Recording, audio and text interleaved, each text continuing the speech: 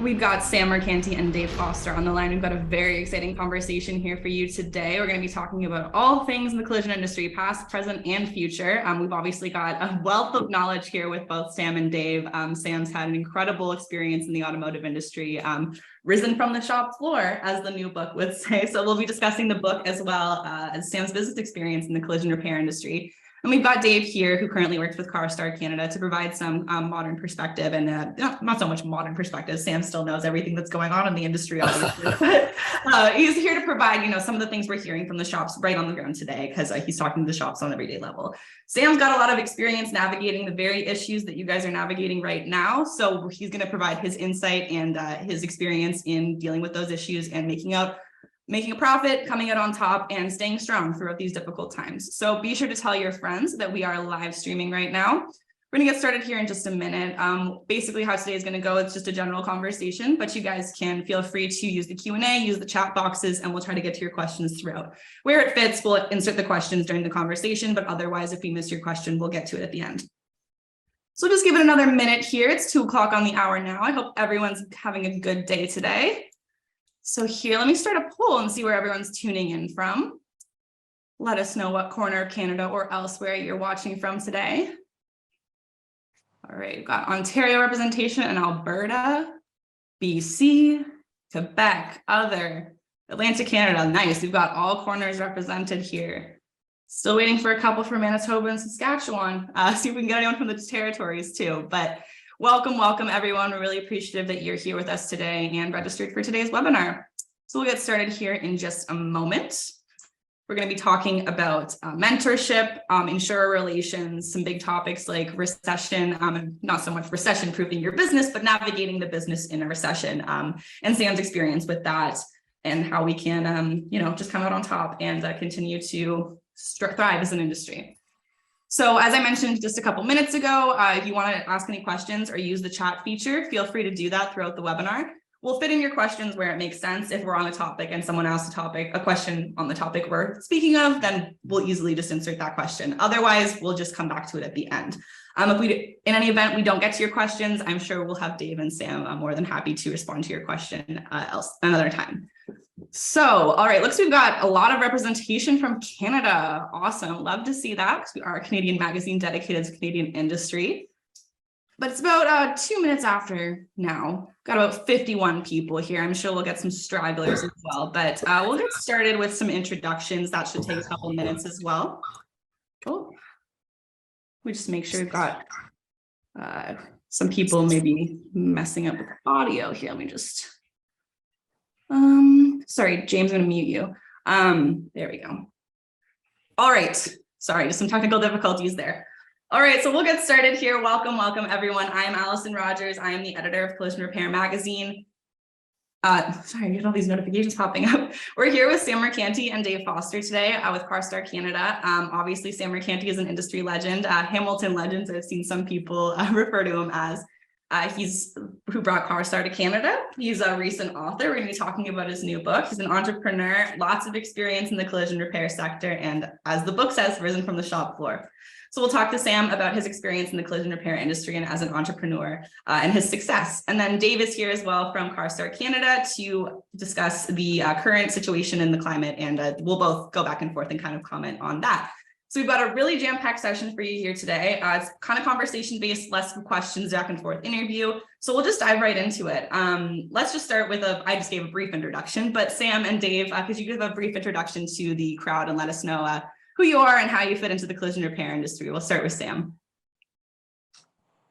From me, Allison, I mean, what are you expecting me to say? Just tell us about yourself a little bit. Well, I am 75 years old this year. I started when I was actually 17, working for my uncles in the collision business. What started from like everybody else who starts in a shop, sweeping the floors. And even when I was sweeping the floors, my uncle Dino said, "Where did you learn how to sweep a floor?" And he basically said, "Give me that broom, watch me." And that's what I did. He taught me how to sweep a shop floor. From there, I got into detailing, then to prepping, and I did some body work. And eventually I had an opportunity to start writing some estimates for my uncle, because my uncle Dino was illiterate, couldn't read or write, but he knew how to count. He knew how to count money, and he showed me how to do that. And then in '64, I got an opportunity to manage their Ontario Auto Collision, we called it, because we had to move from one location to the other. And you know what? And I just love the industry, love the business, love the people, the insurance people. And yeah, it got into my blood. Absolutely. Tends to get in people's blood. And I mean, you started sweeping a shop floor and then look to where it brought you. We all know your incredible success in the industry, and what a figure you are to the Canadian industry. So we really appreciate having you on here, Sam, and taking the time out of your day to chat with us. Thank you. And Dave, tell us about your experience joining the collision repair industry and kind of how you fit into the CarStar team today. Yeah, thanks, Allison. It was about 8 or 9 years ago. I got into the collision repair industry through one of the paint companies. I cut my teeth in this amazing industry. It's fast paced. I love it. And then I was given an opportunity to join CarStar Canada by Michael Macaluso in the role of franchise development for Canada. Great team here in Canada. Worked with them tremendously well, and that expanded onto a North American role, and was able to get involved with the US business with CarStar, as well as still managing the development business here in Canada. From there, worked in a few different roles inside the organization with Driven Brands as that expanded. And most recently, prior to the role I'm in today, I was managing our corporate stores across North America. So I was managing over 24 locations. Amazing experience, absolutely amazing, lots of learning. And now I oversee CarStar Canada's operations and franchise development. So again, back in I guess some would say what was old is new again. Back in the Canadian business, loving it. I love our Canadian franchise partners, equally love our friends in the US as well, but this is where I'm from, and this is where I'm passionate about growing the business. So super excited to be back, and looking forward to growth here in Canada. Absolutely. Well, awesome. We thank you too for taking some time out of your day to chat with us in the industry. So like I said, we've got jam-packed session today. We'll dive right into it. We'll start with Sam here. So obviously, Sam, you've had a lot of experience coaching shop owners, CarStar franchisees, your friends in the industry. Tell us about the way you strategize with your CarStar franchisees, or the way you helped coach them to achieve profits with their business. What was kind of your strategy there? Well, you know what? I mean, my first franchisee was Dominic and Rosanna Lucarelli, and I sold them the territory in Stony Creek. Now, you have to remember that that franchisees, these people that I brought on, they were bodymen. They were not businessmen, and they sure know how to fix cars. But when it came to running a business, they had no experience, and so I brought numbers to the table. There was a sign that I kept on my desk, and I still keep it. It was given to me by Herb Singer, the president CEO of Discount Car and Truck Rental. If you could measure it, you could manage it. And I took this all the way. You know what? I coached them how to increase sales, how to make sure that they gross the right profit on the vehicles they were fixing, how to get a little more money, how to become faster, quicker, better, but still making money, because we have to look at the other side, the insurance side. I mean, the insurance side they're looking to save money. We're looking to make money. So there had to be a balance.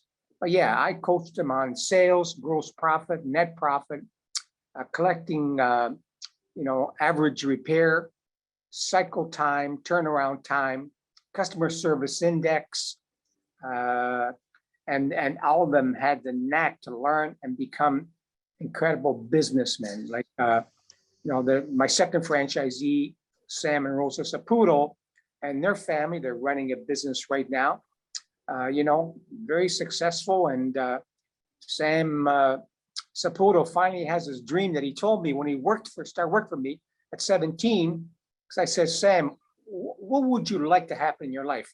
He goes, Sam, I want to own a red Ferrari. Well, guess what? We had the book launch September 14th. And I had Sam Saputo drive his red Ferrari and put it in front of the building, Midtown Car Star, so people could see that he achieved his dream. Yeah, that's through numbers. There's a picture right there in Sam's book, Sam Saputo with his Ferrari. But yeah, so you brought numbers to the table, and you said something that's interesting there that you said is that back then they were all, they knew how to fix a car. They're all bodymen, but they didn't bring numbers to the table. That's what you brought in, and that's how you made things work. But today, do you think it's the opposite, or do you still see the same sort of ideas in the industry, or have we reached that balance? What's your opinion there? You know what? I believe you still have to look at numbers. I don't care what business you're in. You know what? If you can't manage a number, you can't run a business. Mm-hmm.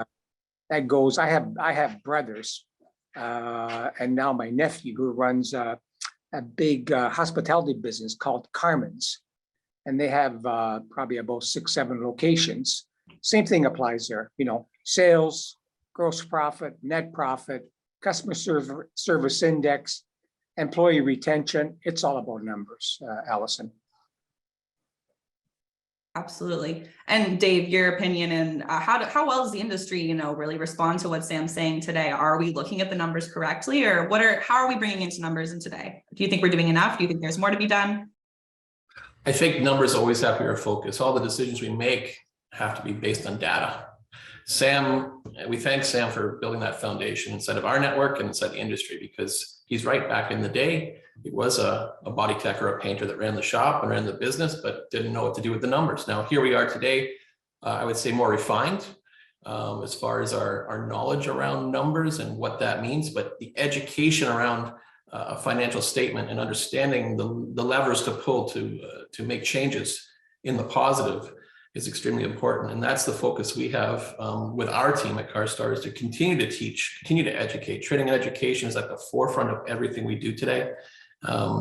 Many of our shops have lots of work, which is amazing, but managing the work, understanding the margin compression that's happening in our industry in all aspects, and how to adjust accordingly to continually operating a profitable body shop location is critical. COVID had an impact, as we all know. We don't want to talk about it, but I think we're starting to see the impact down the line now. And we have to be there to continuously train and educate our people. So numbers are critical.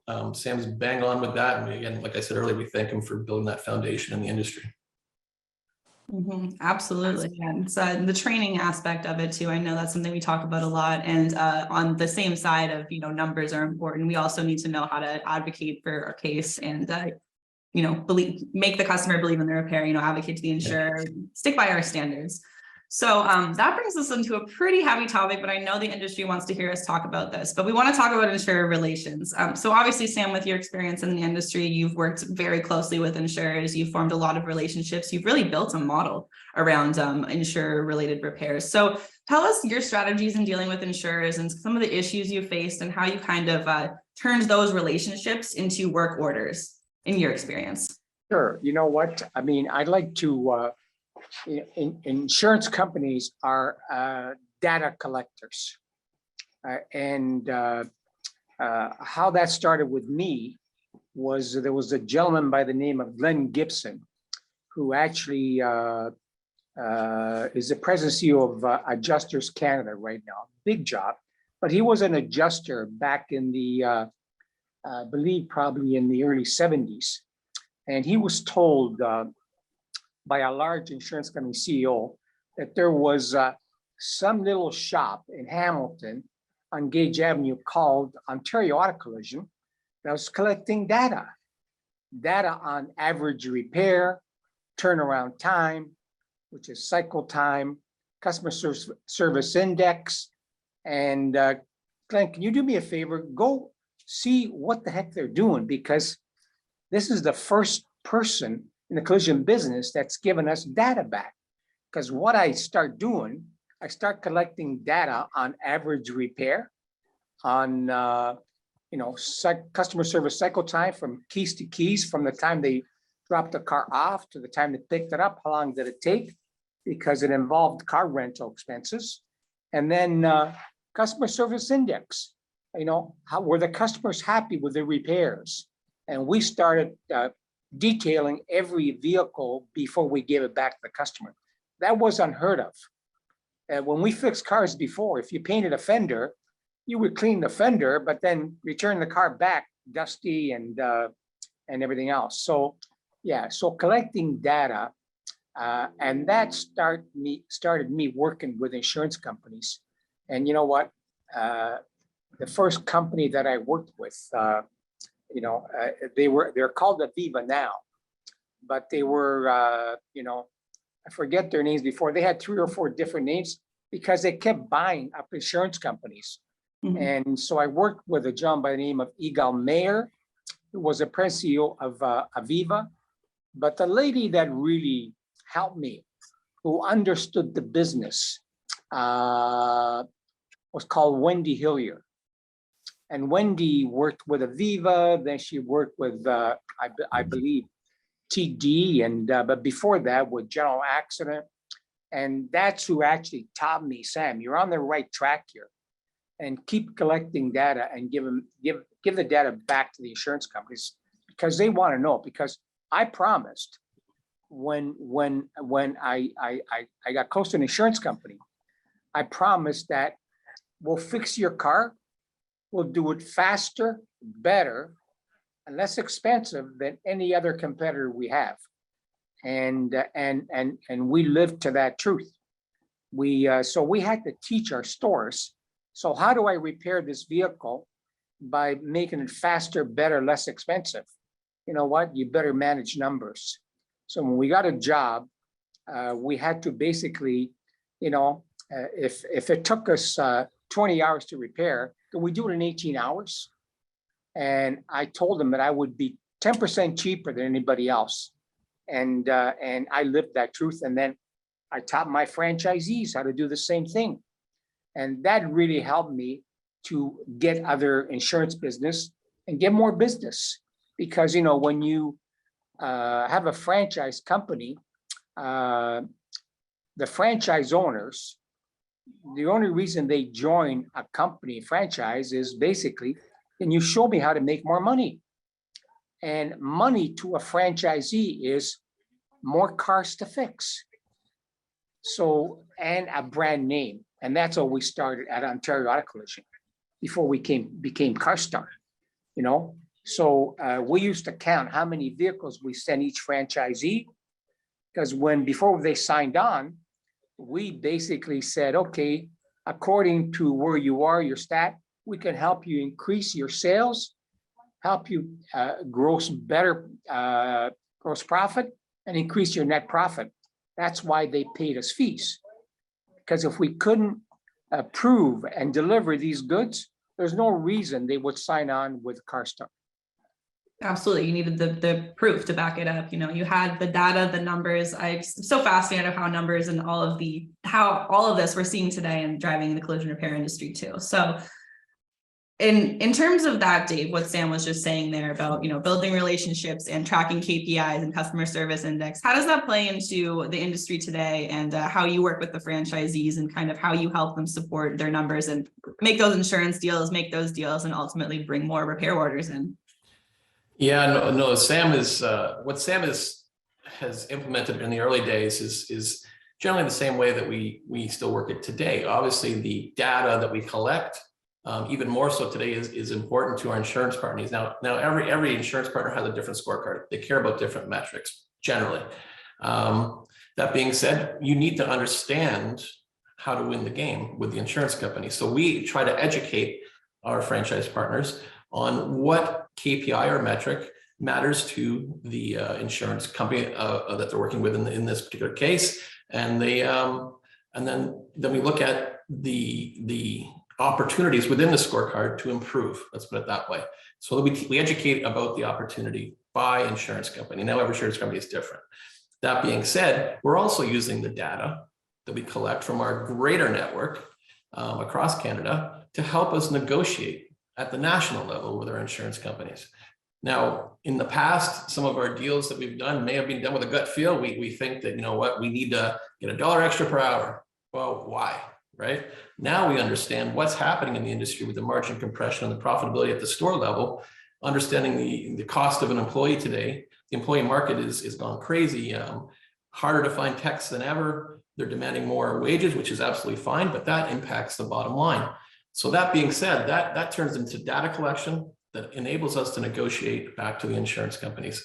That's the foundation of our negotiations, and super important. And our team and our analytics department is doing a fantastic job with that.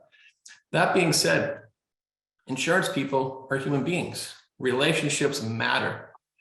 We need to connect, not just at the national level, but at the local and regional level. We need to knock on the doors. We need to get back out there, hit the streets. Sam will tell you back in the day how he went after all that business, was knocking on doors. We need to get back to basics.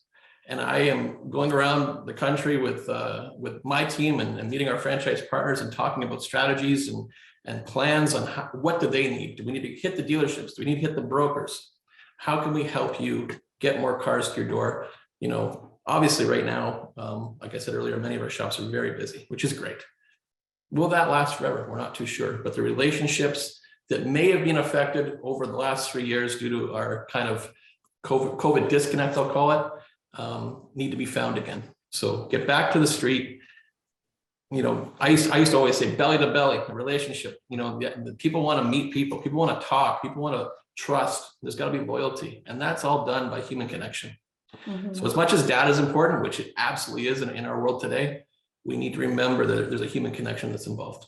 Mm-hmm. Absolutely. Like I know, Sam, in your book, you talk so much about the, you know, the relationship and the connections that you made, and how, like, you know, they didn't just hear through the grapevine all of a sudden, oh, Sam's collecting data. It took a lot of work of, you know, proclaiming and getting your ideas out there. So I think that's also a really key point, is if you have an idea, share the idea. So Sam, any comments on that? Yes, I do. Because you know what? I mean, insurance companies, you know, one of the biggest interest is, after this, my customer gets into an accident, will he buy insurance from me again?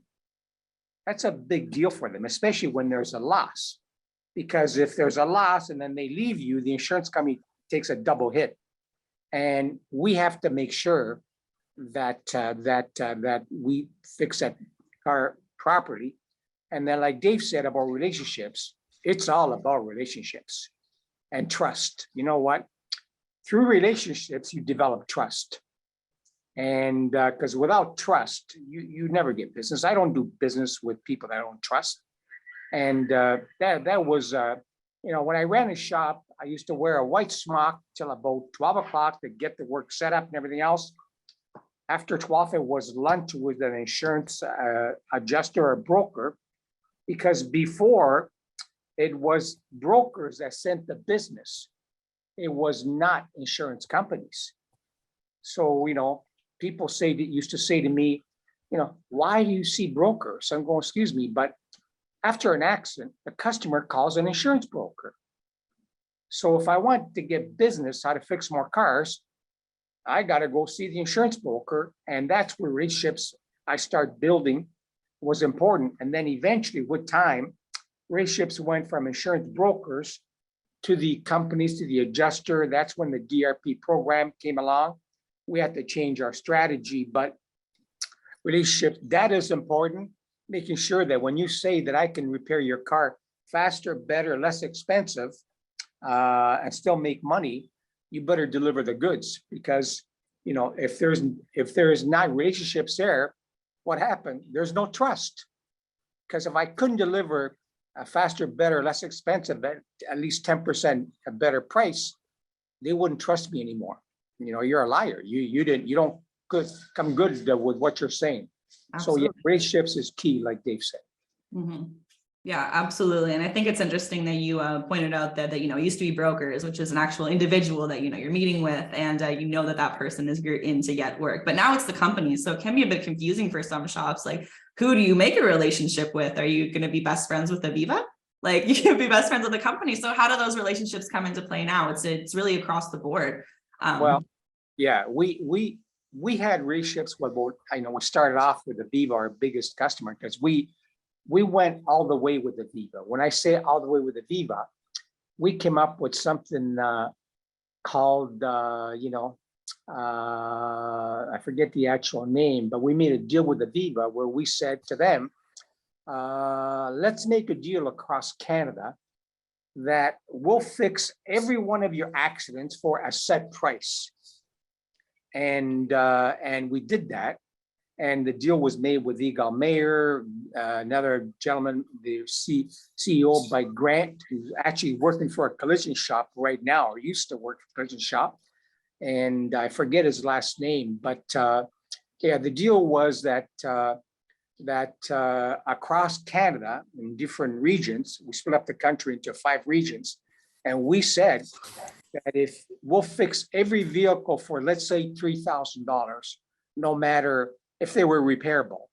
That deal went wide. It went so big that McKenzie actually came to see us from New York City to say, well, what the heck are you guys doing? And so I tell them, I shared in my book that the first year we lost $500,000. We had to give back the insurance company, I think it was Aviva, the money. And I didn't have the money to pay for it. But, you know, being in business, you're risk takers. So I approached Eagle Mayer and Grant and Wendy Hillier. And I said, look, guys, I can't give you the full 500,000. So I'll give you 250 now. And I'll give you 250 in 6 months. And they went along with it. We got back to the table. We massaged the numbers again. Year after, we actually made $500,000. So we got our money back, and we still kept getting the volume. And what really helped the growth of the franchise company was that by this time, it was public knowledge that when you join with CarStar, you get more cars to fix. And that really started our phones ringing, people wanting to join from across the country. So, yeah. I also think it's very interesting how, you know, I mean, obviously they went belly up in the first year, but the trust that you've built with these people, I assume, is what really, you know, brought them back, and what ultimately made you guys successful with the partnership. So I think it's really key there that, you know, these relationships, as you're hanging out, Foster, and having lunch, like little things like that can make, you know, all the difference. And that's obviously a huge success stream. We do have a question that's related to this. Speaker wants to know if, viewer wants to know, Sam, is the HIPAA program you had with Wendy Hilliard feasible in today's collision repair environment? That's a great question. Would it be feasible? Why not? If you get the right, I mean, when we did this deal, we hired auditors from Toronto, you know, and insurance companies. I mean, they're risk takers also. When they sell life insurance, believe it or not, they're pretty close in determining when you're going to die. Well, it's true. We look at the data, and you know, based on you know, your health condition, they can, you know, pretty well tell you if you're going to live till 90 or die at you know, 85 or 95, because that's a bet. You know, when you buy life insurance, say, I bet I'm going to live longer than you think, and vice versa. So would that deal? Yes, it would. But you have to hire, you know, smart accountants and actuaries. And we hired a professional actuary firm in Toronto, the same firm that did the actuary work for a lot of insurance companies, to actually figure out what should be the average repair of an accident. And yeah, so it would be very feasible today. You just have to, you know, have a relationship with the right insurance company. For us, it was like Eagle Mayer and Grant Giroux, that was his name, and Wendy Hillier. They understood us, they trusted us, and that's why it worked. So the answer to that question, yes, it would be. Sorry, I was muted there. I said, absolutely. Yeah. Why wouldn't it be, like you said? See, even the pros get technical difficulties. We were just talking about this before the session started. Thank you. Perfect, Sam. Someone does want to make a comment here. They said, I think the issue is with 100 shops in a program like that, it can work. But with 300 or more shops, as it becomes more concentrated, I guess, it becomes more difficult. Now, we're lucky to have such a big market in Canada that's pretty, you know, wide and vast. So that problem really only happens, I guess, in the city centers. But any opinions or comments on that, Sam? Would it work with 300 shops? Yeah, just this, they said, I think the issue with signing, hearing that you're signing like 100 shops, and then with 300 shops in a program like that, it might become a little bit more difficult, is what someone's expecting here. You know what? Yeah, it would be a little more complicated. I don't disagree with them, but I still think it's feasible and works because there's competition even between the franchisees. You could have a franchisee A in Hamilton who their average repair is X amount, and franchise B who has more, higher average repair or cycle time, customer service index. So through numbers and data, you can figure out who's going to get that business. So you still have to, you will still have to be competitive. In Hamilton right now, I believe there's, Dave, you probably know this better than me, but there's probably about 6-7 CarStar locations in Hamilton. Yeah, and around that, yeah. Well, I would say, in between, there's competition in between the CarStar franchise owners, and the best of the best will get more business than the others. Absolutely. To Sam's point, and he's right, they all have different average cost to repair. Every one of them is different. They all do it a little bit differently, although our processes are in the shop to process a car the same way. They all look at how to make money slightly differently. Interesting about the question is that with 300 plus shops in Canada, is it possible? I'm going to tread lightly, but sure it is, but you have to be, as Sam said, super smart around the numbers as to what that winning formula would be. And then there's the market differences. If you look at some of our northern areas in our country, the cost of doing business is way higher because of many different reasons. So you'd have to have adjustments based on geography and market information. So is it possible? Potentially. I'm not going to commit to a yes on that one, but it's definitely an interesting concept that I'm sure we've had many people explore over the last few years. Oh, absolutely. I think it's really interesting to hear, Sam's point about, lots of franchisees in one locale, specifically Hamilton. How do you, as CarStar and as a franchisee, and with the competition between those, as a franchisor, how do you help the franchisees, succeed in their own area and, play to their strengths? How do you help them with that, Dave? I think if you want to talk about Hamilton, we have probably 6-7 locations. Is it a competition? There is. It's friendly competition. Ultimately, we have to look at our strengths as a group to be better. We don't want to, pit them against each other in any way. Frankly, some of our franchise partners are better with certain insurance companies than others. They like the insurance business with company A versus company B. So we try to coach and educate around that to continue to succeed in those areas. We focus on that. Again, every franchise partner will have a different need. We have to identify that, and we have to create more of a boutique kind of mentality around the training and education based on the needs of the franchise partner. One franchise partner may be super great with a P&L and understand the financials. The other one may be horrible. One may be great at the admin function of the front end. The other one may not be. So we have to tailor the education and training around the needs of the franchise partner. And that's a big push for us this year. That being said, each franchise partner, we try to work with them as much as they want to work with us, right? So not every franchise partner has the need to see us on a regular basis or wants to put a training program in place. That's perfectly fine. But at the same time, our job is to drive the business forward, help them understand how to get more cars to the door while being profitable. All the while understanding there's so many factors in that today. People that we haven't even spoken about is a massive one, and understanding what it takes to retain people, understanding how to build programs for them to continue their education and grow in the business. So without good quality people, none of this is really possible. right? So that's a massive hurdle in our business today. So if you think about Hamilton and the need for technicians, it's exactly the same as it would be in Red Deer, Alberta, or Edmonton, or Calgary. Everywhere in North America, for that matter, everywhere we look and go, people are the number one hurdle in our business. So we can talk profitability, we can talk, how to get more cars to the door, but we have to have people to fix the cars. So that's a big push for us this year, as well as understanding how we can help as a franchisor get people to work on our cars for our customers. Yeah, you know what, Dave, you are so right. And that is a big, huge problem that I'm seeing today.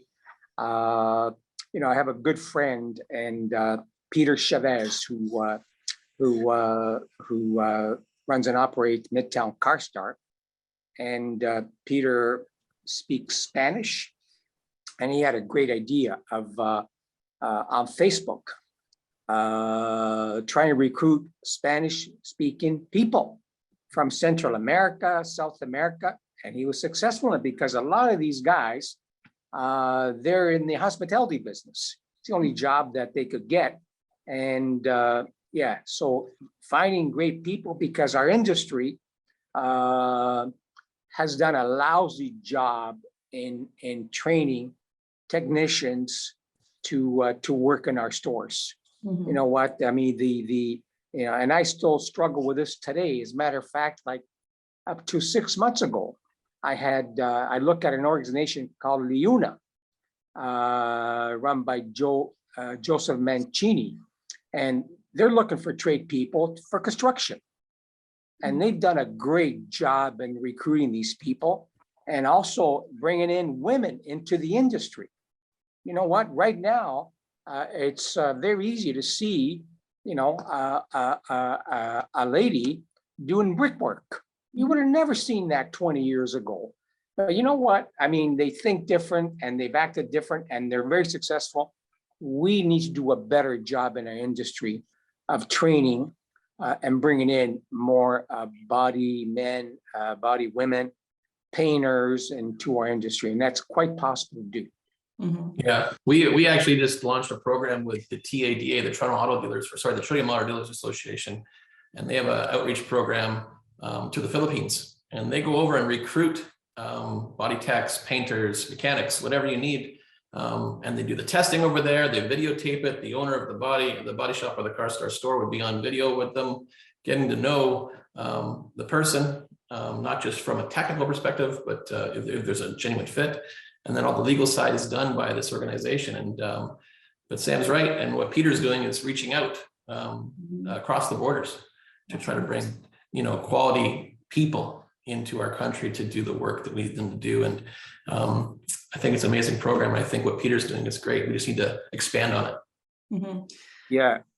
Talking on training, I just want to insert, just one question here for Dave. I know being part of the Driven Brands family, obviously you guys have a lot of diversification available. Sure. You've got lots of glass shops, you got mobile service, XYZ, you got lots of stuff across the board. How do you kind of help or not help so much, but if there's somebody that, wants to get into a new vertical or like a training aspect, how do you guys support training wise? I know you're actually having an event tomorrow at your, but tell us about how CarStar supports the training and kind of how you feed into helping those shops that might not be as eager to learn new things. Yeah, I think one of the biggest things we have to understand today is that our industry is evolving at such a rapid pace. The automobile is evolving and changing daily. Technology is changing daily. And if you don't, as a store owner, want to stay up to speed or ahead of it, you will get left behind. That is a fact. And we're starting to see that. And that can, tomorrow is a great training with Bill here in Hamilton. And what we're going to do is we're going to take that across the country. We're going to work with our vendor partners. Some of our great distribution partners across the country have amazing training facilities. We're going to engage with them and bring the training across the country. And that's something that we've been talking about inside here. It's great that, Bill Dowich does these trainings here in Hamilton, but it's Hamilton, right? What about everywhere else? So coming out of COVID, we need to now stretch again and get across the country with our training. As it goes for the other verticals, we have obviously, like I said, whether it's oil change, glass, car wash, what have you. Many of our franchise partners are starting to engage with our glass business. They're looking at that as another vertical, another way to generate some revenue, attract more customers, or give the customers further, ability to or resources or ability to fix their cars for them. So we quite often have CarStar franchisees or Uniglass franchisees that want to get into the opposite vertical. And the greatest thing about that is that we're all in the same building here. So our Uniband team is right here in Hamilton, and we quite often have conversations about how we can engage our franchise partners, not just in training, but in looking at a new vertical to earn more income. So yeah, it is because of Driven Brands' size and scale, and housed right here in Hamilton as well as down in Charlotte, North Carolina. We're able to deliver education across all verticals for all of our franchise partners and our insurance partners and vendors across all the different brands. So it works out very well. It's been a success. You can really see the pillars that Sam's talking about like, relationships and everything when you attend those events too. I remember when I came to the ADAS event that Bill did back in the fall, like it was just amazing to see the mix of shop owners, insurers, partners in the industry and everyone there. Like it was a room full of people. And I think we had to bring some extra chairs in too, that we're just there to discuss and like have a candid conversation over how to tackle ADAS. And I think everyone walked away with some questions, but also learning a lot and kind of getting on the similar page. So it's nice to have those environments. I think you're 100% correct there. Isn't it great though to be in a room full of people again, talking about issues in our industry and creating solutions? That's what it's all about. And I would say this: the greatest thing about a network is this: the power of the network is the network. We have 320 plus stores, all have the same problems. And it's no different than our industry. We all have the same issues. Let's get into a room and let's start figuring out the solutions together. Yeah, Dave, when I look at what's been accomplished in our industry from the time I started in 64, and who would have thought that one day there's going to be a collision company ringing the bell at the NASDAQ exchange, right? Yeah. That's incredible when I see stuff like that. And because of the strength and size of, great companies like Driven Brands and CarStar and what they've done, you know what? Everything is possible. And I think they're going to achieve it. I think they're going to bring in people to work in our business. I see it happening right now. Obviously, COVID has put a damper on it for 3 years. Because, Allison and you, Dave, are right about you can't beat the human connection. I was part of an organization called the Coyote Vision Group when I ran Ontario Auto Collision, and this is a group of multi-store operators that met yearly in every city in North America. From Arizona to California to Corpus Christi, Texas. Like, what brought me to Corpus Christi, Texas? It was an Equity Vision Group. But you know what? You know what I learned? That the collision industry is the same around the world. I've been to Amsterdam and to Italy and to France, and we are a different breed of people, and we're all hungry for what we're talking about right now, because shortage of employees is a global issue in our business. And it's through organizations like Driven Brands and CarStar that could make it happen, bring us together and make us better right around. Absolutely. Yeah. And for anyone who didn't catch that beginning there, that Sam pointed out that Driven Brands closed rang the closing bell on NASDAQ last Friday. So check that on our Tuesday ticker. That's pretty insane that it, like you said, Sam, a collision company, who would have thought that would happen? So you can see Michael Macaluso up there, and it's just great to see the representation. So that actually brings us into talking about COVID times. We'll get back to the insurer stuff because I know we've got some questions still sitting in the chat, but kind of move past a bit of those topics now. So we'll circle back at the end there and promise we'll get to your questions. But we want to talk a little bit about the current environment, post-COVID, and the recession word has been thrown around a lot. So we'll just start with Dave. Like, if you could briefly outline kind of what you're hearing. I mean, everyone here in this chat knows what we've been seeing across the board challenge-wise, but what are you hearing from franchisees across Canada? What are some of the, forefront issues that we're seeing? Yeah, I think the more we talk about recession, we're going to talk ourselves into one. But I think it's definitely looming. There is some fear out there. You're seeing consumer confidence kind of drop off. But the reality is, our industry has been fairly lucky over multiple recessions. People still drive, people still get in car accidents, cars still come to the door. What I think the biggest issue is, or what we need to really focus on going through a potential recession in the future, is focusing on people, focusing on our customer. To Sam's point earlier, the customer service index, or NPS as we call it today, just taking care of them, letting them know that they brought their car to a safe place. It's going to get a quality and safe repair. We're going to go above and beyond to serve them. Second to that, and I would say even more important to that, is take care of our employees, because our employees will take care of our customers, right? So let's take care of our people. Let's keep them up to speed with training. Let's create a vision for them for growth inside of our businesses. I think those are critical issues inside of our businesses on a daily basis, never mind going into a potential recession. That, on top of that, education, again, going back to the training and education around understanding your numbers, looking at profitability, looking at the margin compression that's going to impact your numbers, and how to win in the current environment. I think today about the parts part of our business, the profit bucket that is parts. Back in the day, 30% of an RO or repair order would be parts. Today, you're getting close to 50% in many cases.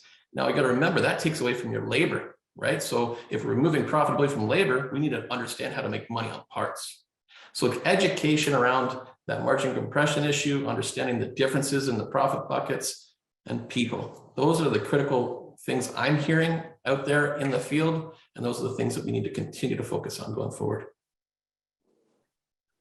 Yeah, I agree with you, Dave, 100%. That people, you know what? I mean, there was a time when I was stupid and young, or young and stupid, that I thought my equipment was more important than my people. And it took a gentleman by the name of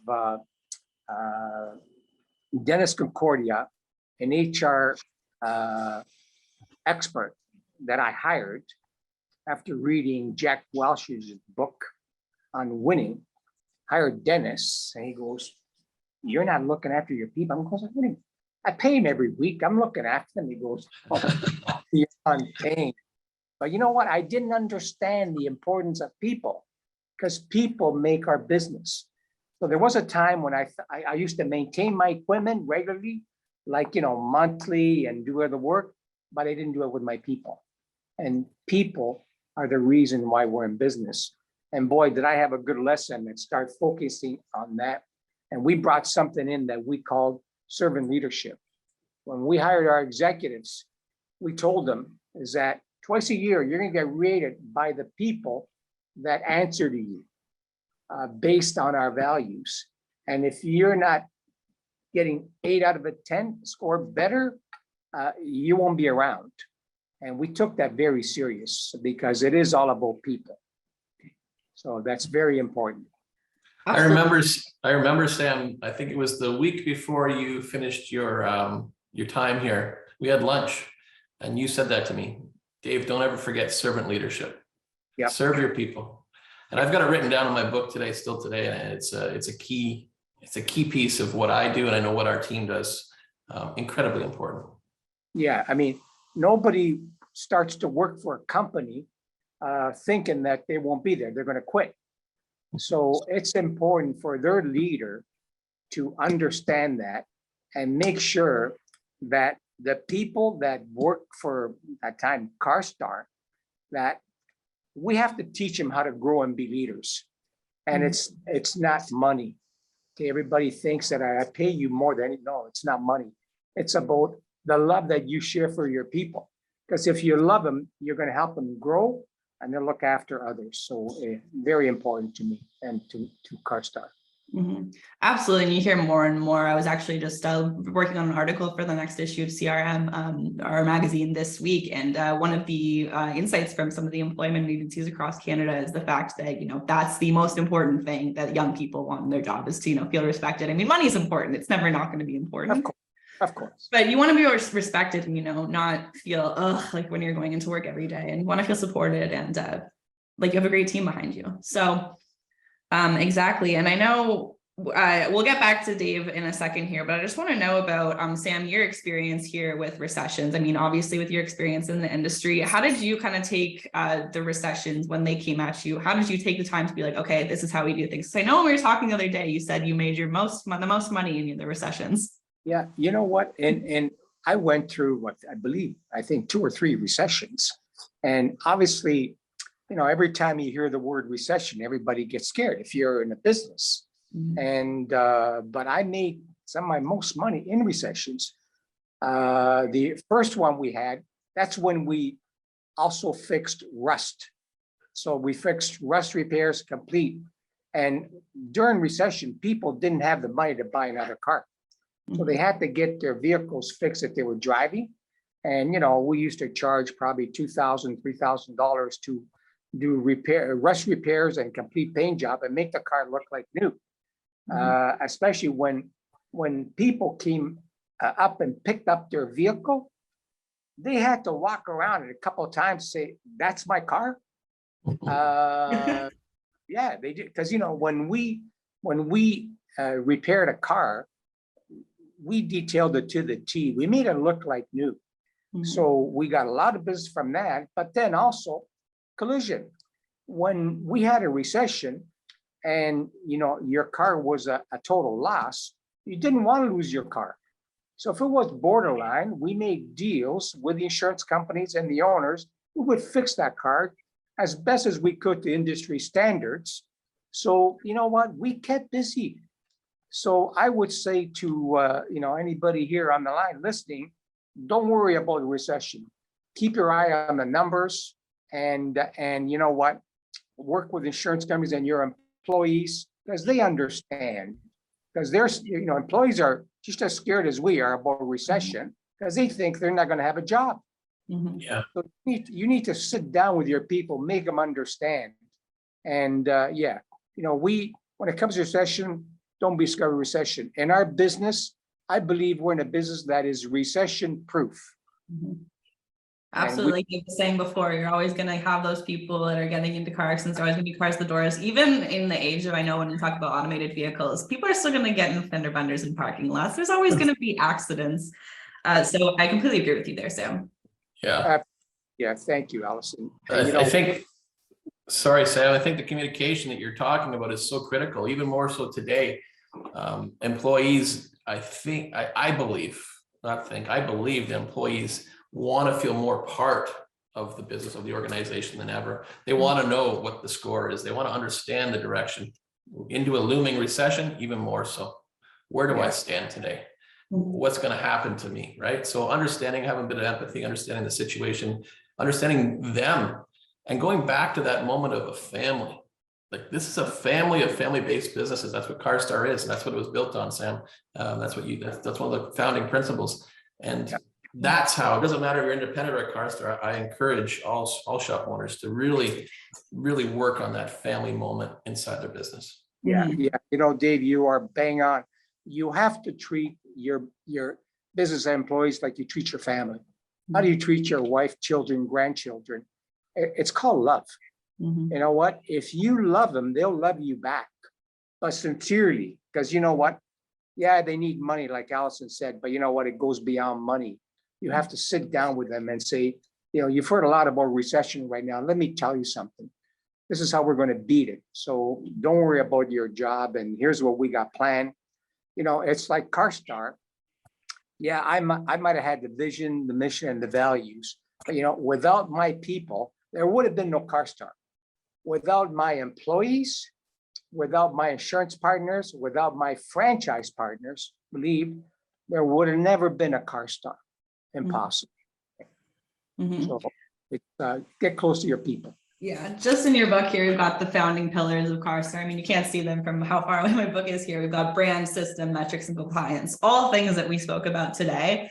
So you can see how Sam's founding pillars, I mean, he talks about in the book how, CarStar was an American company, but he had to shift it for the Canadian market and decide a way that was going to make it work. You can learn all about this in the book. I'm going to pop a link in the description of the chat in a second here. But you can really see how the Ontario Auto Collision and the original values of CarStar with the Mercanti mindset, I guess we'll call it, has really transformed today into the same kind of values at CarStar. So thank you, Sam. You're welcome, Allison, and thank you for pointing that out, because you're bang on. Okay, 100%. The four pillars of value. I always just say to my people, if you're not working on one of these values, you're working on the wrong thing. Because we brought it down to four values, and keep your eyes on these values. And I believe that still applies today with CarStar. Dave, correct me if I'm wrong, but Absolutely, Sam, just slightly adjusted, but same principles, same values driving forward, ultimately focusing on taking care of our franchise partners and our people. That's the genesis of it all. And we will never lose focus on that. CarStar Canada has a strong mandate this year to bring the family back, and that's the direction we're going. Absolutely. Well, those are all the kind of discussion points I have. We've got a lot of questions here. I want to try and get through as many as we can. So thank you both for your conversation there. Let's get into it more. This is the first question we got at the beginning of the webinar, so I'm sorry, Daryl, for making you wait. Daryl Kaufman wants to say, it seems that shop rate is tied to what the insurance companies are willing to pay, which in my opinion is way too low. We're talking about labor rates, start rates. How do you think we can, as an industry shift this? I mean, we're not speaking as an authority of any sense here. We're merely brainstorming. Do you think there's a way do you think it will take surcharging vehicle owners to get insurers to move their rate? Or is there any sort of perspective on, how we can come together as an industry? Maybe Sam or Dave, if either of you can comment on that. I'll just jump in there quickly. I think Daryl has an interesting question. We're seeing some threats of surcharges. I don't personally think that's a solution. I think that creates friction. We don't want to create friction. We want to create ease of doing business. What will drive change is data. Using the data the right way to prove what the true cost of doing business is in today's environment in the collision industry. Understanding that these stores can't survive without being profitable. So that has to be mixed into that conversation. That's what we are doing. We are using our data in ways we've never used it before. Our negotiations are I would say, becoming more successful on behalf of our franchise partners. We're not there by any means, but it's not something going to win overnight. And I think that will then go across the entire industry. The insurance companies, they're not in any way uneducated on the issues. They know, but they also have a job to do, right? They have money to make as well. So we all have to think in the mindset, this is a win-win-win. We have to serve our customer, which is the insured. We have to take care of them, quality, safe repair first. Our stores have to be paid for the work they do. There's no doubt about that. But the insurance companies also have to win, because we're all in business to succeed, right? And we all keep that customer in front of mind at all times, and we will win. Gotcha. Perfect. My stupid battery is getting low, so oh, sorry. We're almost done. I just wanted to point out a couple of things here, Sam. You've got some people just thanking you. Robert Bentley, sorry, that was the wrong question. Jack Martino said, thank you for everything you've done in the industry. You're truly an innovator. He wants to know, sometimes he sees shops that are recording KPIs that look really good on paper, but he happens to know that their profitability is poor. Is it fair to be compared to shops that choose to make less money, but shine in that particular area? you know what, why would you want to just look good on paper? Mm-hmm. You know what, no, you shouldn't run a business like that. And you know what, and the question before about insurance companies, this is $1 million question. Mm-hmm. How do we get the insurance companies to pay more money? You know what, you have to realize one thing. Insurance companies are there to lower their cost. We're here to make our cost higher so we can make more money. Mm-hmm. That's $1 million question. Yeah. Yeah, insurance companies aren't stupid. Mm-hmm. You know, I mean, every good operator that I've known, across the globe. They have a beautiful building that's almost paid for. They drive nice cars, nice homes. They have a yacht in the back. And what do you think? They're stupid? They see what happens here. So, is our labor rate right now? It's going through awful times, 100%. But it was like that when I ran the shop too. And I think, like Dave said, not only having the data is important, but meeting with the right person inside that insurance company, somebody that trusts you. Try to get a meeting where they're, CEO, CFO, to basically sit them down and make them understand. And that's only done through relationships and trust for each other. Absolutely. As we talked about before, the importance of relationships. And shout out one relationship here. We've got Johnny K saying hey to you, Sam, here. He wants to say thank you for writing the book, and he misses you. So thanks, Johnny. I hope he misses me too. Gotta give Dave some love too. Come on. All right. What a operator from Johnny K came from one small store fixing rust buckets to an incredible businessman. Johnny K, you are you should write a book too. Okay. I'd love to buy that book. There'd be some great stories in that one for sure. I think there'd be a lot of people looking to buy the book there, Johnny. So let's get to it. Come on, I'll help you out. Okay. Last question here. We've got, we're actually on the hour, but I want to get this question just out of the way.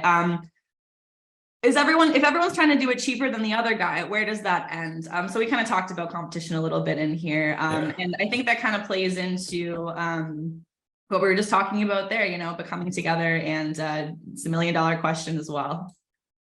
Yeah, I think the race to the bottom is where no one wins. So I agree with that point. I think unification of the industry, there's enough business out there for everybody. We're all gonna be okay, but we have to work together to get the message across. It has to be unified. That's not easy to do. As Sam said, even CarStar stores compete against each other. Never mind the banners and the independents. But I think there's also a voice out there. We have our industry forums. We need to be a collective rather than competitors in those situations. But a race to the bottom is not a winning solution. Totally agree with you. We have to find ways to increase, working together and getting more money. Never mind lower the money. We need more money. And like I said, data and relationships and talking to the right people, making sure you can't approach an appraiser and say, I need more money. No, it's not his job. You need to go hire to the right people. And that's not easy because, who wants to talk to you if he's a CEO of a big insurance company or CFO? But you know what? It's possible. Absolutely. Absolutely. So, wow, what a webinar. Thank you so much for that discussion from both of you. Sam, what an honor to have you on our talk. And Dave, your expertise was absolutely appreciated here. So I want to point everyone to the chat. You can buy Sam Morganti's book, Risen from the Shop Floor, Lessons from an Entrepreneur, on Amazon in Canada. Now, if you're in the US and you're looking to get your hands on a book, Sam did tell us that if you want to order 5 copies or more, you can reach out to his team and they will provide you with that. Also want to note that all proceeds for the book are going to Cystic Fibrosis Canada, so be sure to support that cause. And thank you all so much. Dave, thank you so much. And I'm sure we're all going to talk again soon. And I hope to see everyone at CCIF. We're talking about forums and chatting with people. So thank you so much, everyone, and have a great day. Allison, thank you, because you're a star. People said you were good. I didn't think Thank you, Sam. Thank you, Allison. Amazing. Appreciate it. All right. Thank you. Bye, everyone. Have a good one. Bye-bye.